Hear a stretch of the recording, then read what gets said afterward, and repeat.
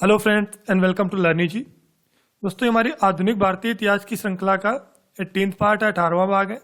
और इसके पहले दो वीडियोस से हमने भारतीय राष्ट्रीय आंदोलनों की शुरुआत की है। भाग 16 और भाग 17 में हमने चर्चा की भारतीय राष्ट्रीय आंदोलन। और चूंकि भारत में स्वतंत्रता के लिए दो आंदोलन समांतर रूप से चल रहे थे। पहला हम संवैधानिक आंदोलन मान सकते हैं और दूसरा जो था वो क्रांतिकारी आंदोलन था। चूंकि दोनों का जो कार्य क्रिया थी वो पूर्णतया अलग थी, एक संवैधानिक था और एक क्रांतिकारी था, एक अहिंसक था और दूसरा अहिंसक था, किंतु जो दोनों का उद्देश्य था वो पूर्णतया सेम ही था। दोनों का एक ही मात्र उद्देश्य स्वतंत्रता प्राप्ति थी। तो पिछले दो वीडियोस में हमने चर्चा की भारतीय राष्ट्रीय आंदोलनों की, जिसमें जो संवैधानिक थे, जिसमें प्रथम चरण उदारवादी और द्वितीय चरण उग्रवादियों की हमने चर्चा की। और तृतीय चरण में जो गांधी युग आता है उसकी चर्चा हम विस्तार से उसकी घटनाओं की आगे करेंगे। और इस वीडियो के साथ हम स्टार्ट करते हैं भारतीय राष्ट्रीय आंदोलनों में क्रांतिकारी आंदोलनों की। तो फ्रेंड्स, अगर आपने हमारे पिछले वीडियोस मिस किए हैं तो उसको आप इस वीडियो के डिस्क्रिप्शन में जाकर लिंक प्राप्त कर सकते हैं। साथ ही साथ आप हमारा चैनल सब्सक्राइब करें रेगुलर अपडेट्स के लिए। अगर आपने अभी तक हमारा चैनल सब्सक्राइब नहीं किया है तो जिससे आपको कोई भी वीडियो जैसे ही अपलोड हो तो आपको तुरंत नोटिफिकेशन प्राप्त हो सके और आप उसका लाभ उठा सकें। आप हमसे फेसबुक में फेसबुक ग्रुप और फेसबुक पेज लर्न ईजी से जुड़ सकते हैं। तो उसके लिए आपको लिंक इस वीडियो के डिस्क्रिप्शन में शुरुआत में ही मिल जाएगी। फेसबुक ग्रुप लर्न ईजी और फेसबुक पेज लर्न ईजी के लिंक्स आप इस वीडियो के डिस्क्रिप्शन में जाकर प्राप्त कर सकते हैं और हमसे जुड़ सकते हैं। तो आइए शुरू करते हैं सबसे पहले क्रांतिकारी आंदोलनों की। तो इसमें सबसे पहले बात करते हैं व्यायाम मंडल की। व्यायाम मंडल जिसका संबंध महाराष्ट्र से था। व्यायाम मंडल की जो स्थापना हुई वो 1897 ईस्वी में चेपकर बंधुओं ने पूना में की। चूंकि चेपकर बंधुओं ने की तो चेपकर बंधुओं के बारे में अगर विस्तार से जानते हो तो चेपकर बंधुओं में दामोदर हरि चेपकर और बाल कृष्ण हरि चेपकर प्रमुख थे। और जो व्यायाम मंडल की स्थापना हुई इसका जो मुख्य उद्देश्य था वो विशुद्ध राजनीति था। जो व्यायाम मंडल की स्थापना चेपकर बंधुओं ने की इसका मुख्य उद्देश्य विशुद्ध राजनीति था। और इसकी जो स्थापना हुई 1897 ईस्वी में हुई। दामोदर हरि चेपकर ने अपने साथियों के साथ मिलकर 22 जून 1897 ईस्वी को रैंट्स और आर्यस्ट नामक दो अंग्रेजों की हत्या कर दी, गोली मारकर हत्या कर दी। और यह हत्या क्यों की?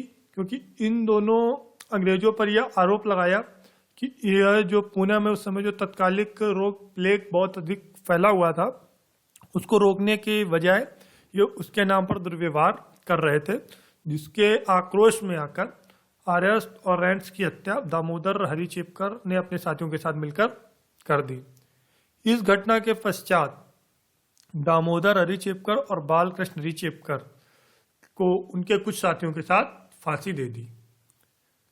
आगे बात करते हैं एक महत्वपूर्ण संगठन अभिनव भारत की।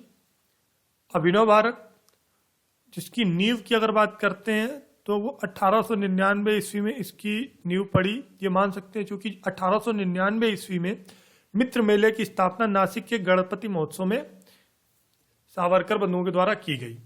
जब सावरकर बंधुओं के द्वारा नासिक में 1899 ईस्वी में मित्र मेले की स्थापना की गई तो उस समय ये सावरकर बंधुओं के दिमाग में अभिनव भारत की उपज हुई।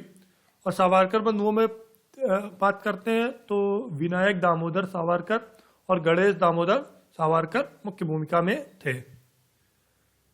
बाद में कालांतर में 1904 ईस्वी में विनायक दामोदर सावरकर ने नासिक में अभिनव भारत की स्थापना की। 1904 ईस्वी में विनायक दामोदर सावरकर वीडी सावरकर ने नासिक में अभिनव भारत की स्थापना की। बहुत ही महत्वपूर्ण सवाल है, कई बार पूछा जाता है। इसके बाद आगे बात करते हैं शाखाओं की। अभिनव भारत की शाखाएं महाराष्ट्र कर्नाटक समेत संपूर्ण मध्य प्रांत में थीं।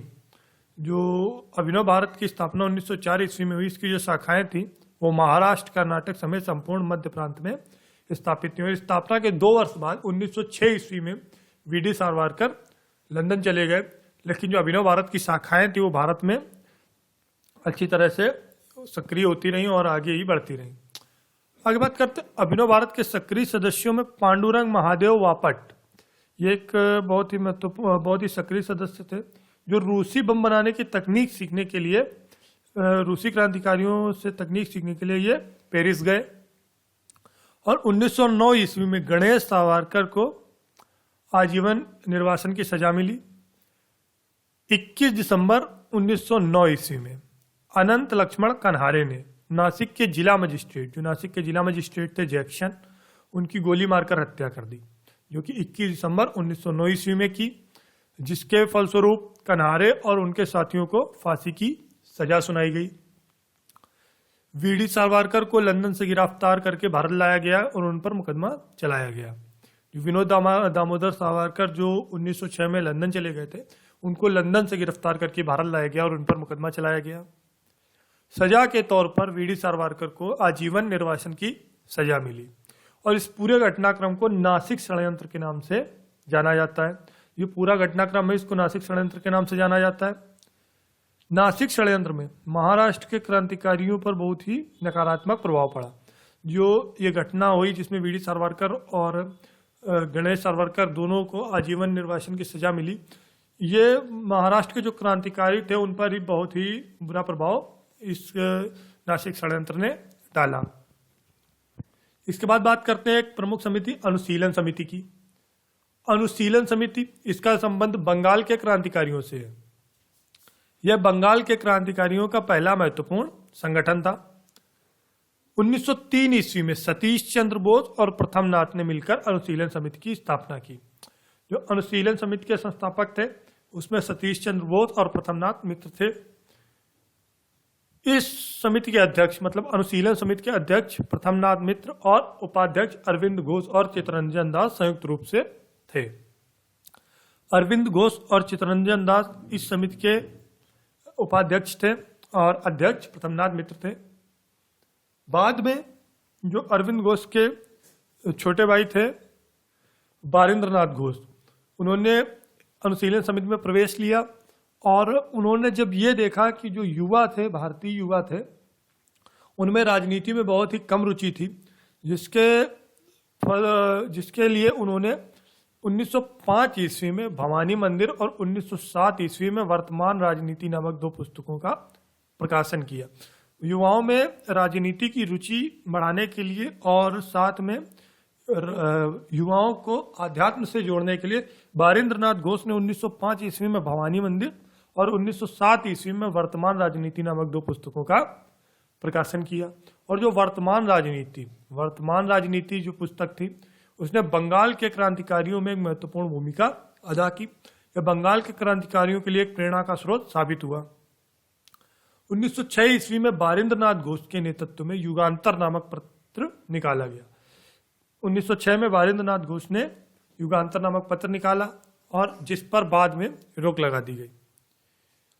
युगांतर पत्र में रोक लगाए जाने के बाद बारिंद्रनाथ घोष ने अपने साथियों के साथ मिलकर अनुशीलन समिति को छोड़कर हिंसा का रास्ता अपना लिया और इसके फलस्वरूप 30 अप्रैल 1908 ईस्वी में खुदीराम बोस और प्रफुल्ल चाकी ने, जो जिला मजिस्ट्रेट थे किंग्सफोर्ड, उनको मारने के लिए उनकी गाड़ी पर बम फेंका, किंतु वह बच गया और उसमें इसकी पत्नी और पुत्री की मृत्यु हो गई।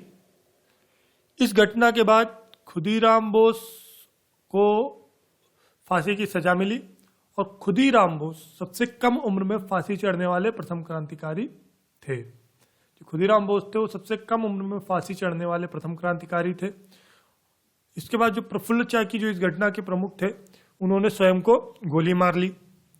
बारिंद्र घोष, अरविंद घोष और अन्य साथियों को गिरफ्तार करके अलीपुर की अदालत में मुकदमा चलाया गया और इस पूरे घटनाक्रम को अलीपुर षड्यंत्र के नाम से जाना जाता है। और रिहाई के बाद, जब इस मुकदमे के बाद जब अरविंद घोष की रिहाई, वे पांडिचेरी चले गए और पांडिचेरी में एक आश्रम की स्थापना की और राजनीति तथा जीवन से संन्यास लेकर ये पूर्ण रूप से सन्यासी बन गए। आगे बात करते हैं भारत माता समिति की। भारत माता समिति, जिसका संबंध उत्तर प्रदेश, पंजाब और दिल्ली क्षेत्र से। उत्तर प्रदेश, पंजाब और दिल्ली में क्रांतिकारी आंदोलनों का जो मुख्य नेतृत्व करता थे वो जितेंद्रनाथ बनर्जी थे। जितेंद्रनाथ बनर्जी ने 1904 ईस्वी में भारत माता समिति की स्थापना की और यह स्थापना इन्होंने सहारनपुर में की। सहारनपुर में जे.एन. बनर्जी ने 1904 ईस्वी में भारत माता समिति की स्थापना की। इस समिति के प्रमुख नेताओं में अजीत सिंह, लाला हरदयाल, अंबा प्रसाद और मास्टर अमीरचंद प्रमुख थे। इसके सबसे पहले जो नेतृत्वकर्ता थे वो जे.एन. बनर्जी, जिन्होंने इसकी स्थापना की, और जे.एन. बनर्जी के बाद मास्टर अमीरचंद ने इस समिति की नेतृत्व किया, इस समिति का नेतृत्वकर्ता बने। बाद में बंगाल से रास बिहारी बोस, बसंत विश्वास और मनमथ विश्वास इत्यादि लोग इस समिति से जुड़े, भारत माता समिति से जुड़े। 23 दिसंबर 1912 ईस्वी, ये महत्वपूर्ण घटना थी। 23 दिसंबर 1912 ईस्वी को लॉर्ड हार्डिंग पर बम से हमला किया गया, किंतु वह बच गया। इसका नतीजा यह हुआ कि घटना के बाद इसके आरोपी अमीरचंद और बसंत विश्वास को फांसी दे दी गई। जो अमीरचंद और बसंत विश्वास थे उनको गिरफ्तार किया गया और फांसी की सजा दे दी गई, और सजा से बचने के लिए रास बिहारी बोस जापान भाग गए। तो फ्रेंड, इस वीडियो में हमने बात की राष्ट्रीय क्रांतिकारी आंदोलन की। कुछ प्रमुख राष्ट्रीय आंदोलन थे जो क्रांतिकारी आंदोलन थे। इसके बाद आने वाले वीडियोस में हम चर्चा करेंगे राष्ट्रीय आंदोलन भाग 2, द्वितीय चरण के जो राष्ट्रीय आंदोलन थे, क्रांतिकारी राष्ट्रीय आंदोलन, उनकी चर्चा करेंगे, और साथ ही उसके आगे के प्रमुख समिति और संगठनों की चर्चा करेंगे। तो फ्रेंड्स, रेगुलर अपडेट के लिए जरूर सब्सक्राइब करें हमारे चैनल, और लाइक करें, और अपने सुझाव में कमेंट बॉक्स में बताएं। Thanks for watching this video. Thank you.